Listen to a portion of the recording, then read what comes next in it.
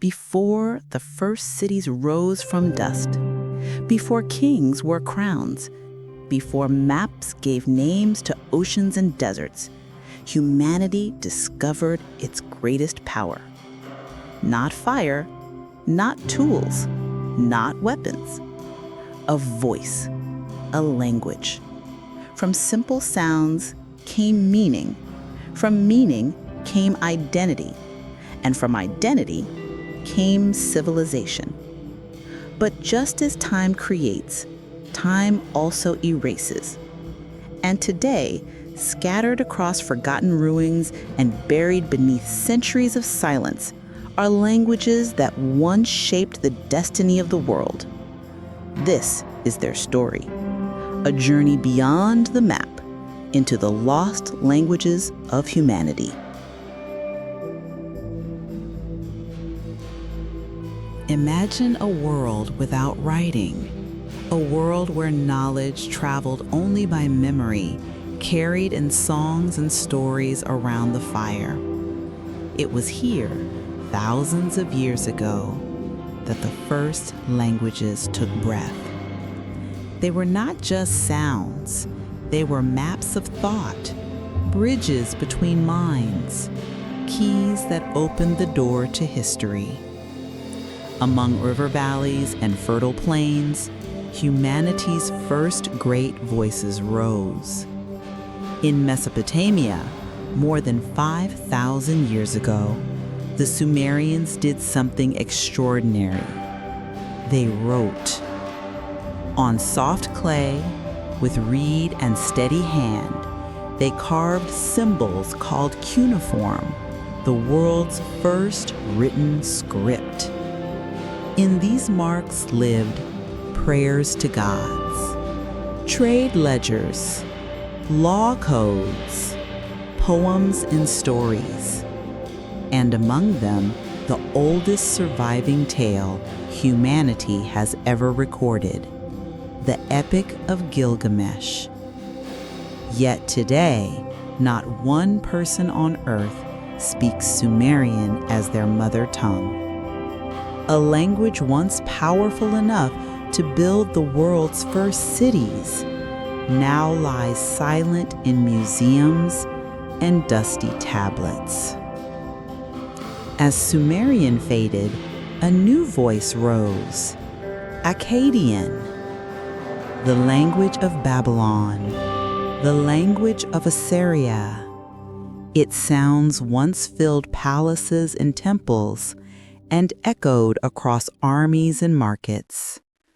The laws of Hammurabi, dreams interpreted by priests, astronomy, medicine, and mathematics, all recorded in Akkadian. And then, centuries passed, empires fell, and the voice of Babylon became silent breath on stone. Across the mountains of Iran, another tongue once thrived, Elamite. Chiseled into the rocks of Persepolis, written beside Old Persian, it was a language of kings, rituals, and diplomacy. But time marches without mercy. Today, scholars can read many Elamite texts, yet no one knows how the language truly sounded. Its music is lost, its voice erased. Not every culture left a readable record. Some wrote messages that humanity still cannot understand. Their words are carved in stone, but their meaning is locked away. In today's India and Pakistan, ancient cities once thrived: Harappa, Mohenjo-daro, Dholavira. Streets paved with brick, drains engineered with precision, trade networks reaching distant lands. But on tiny seals etched in delicate lines are symbols from a language we have never decoded.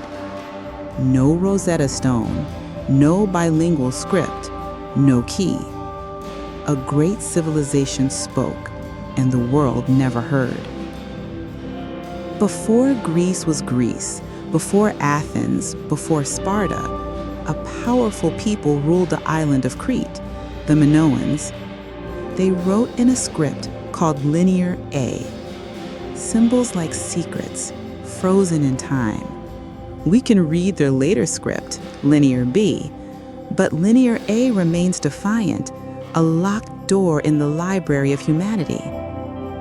The Phaistos disc, message in clay.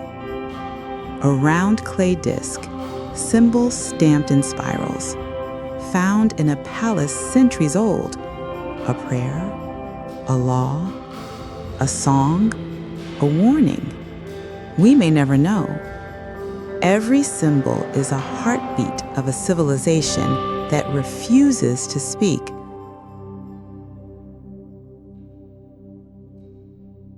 Not all languages are mysteries.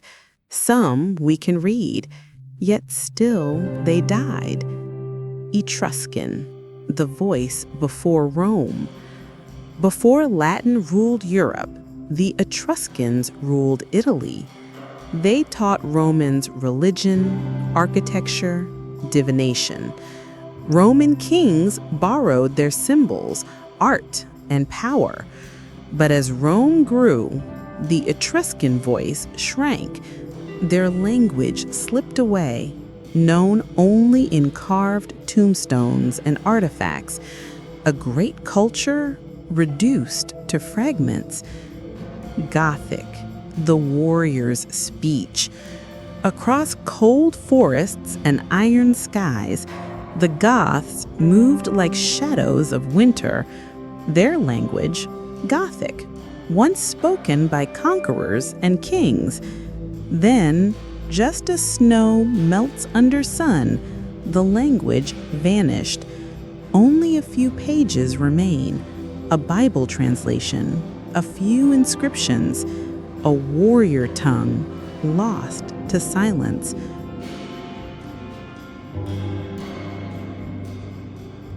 What does it mean when a language disappears?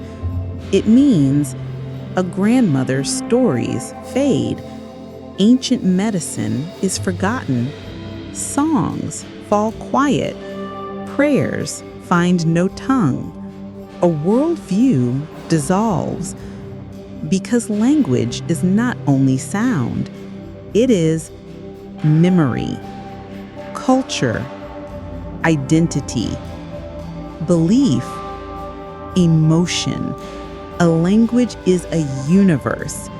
When it dies, a universe collapses. Today, linguists warn, every 2 weeks, a language dies. By the end of this century, half of all languages may vanish. But this is not only a story of loss. It is also a story of resurrection. Around the world, voices long silent are rising again. Cornish and Manx, reborn voices of Europe.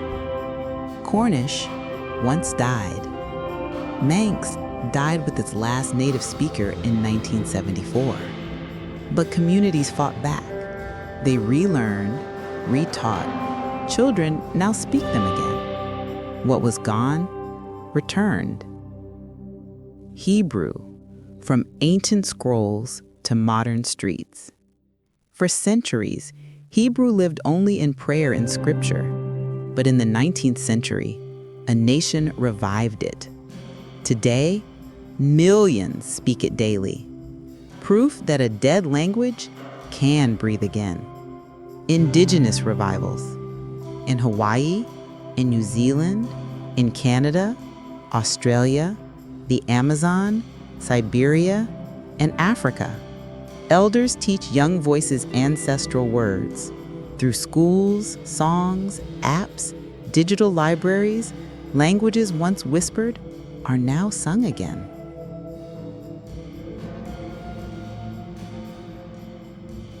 Maps show nations, borders, rivers and mountains.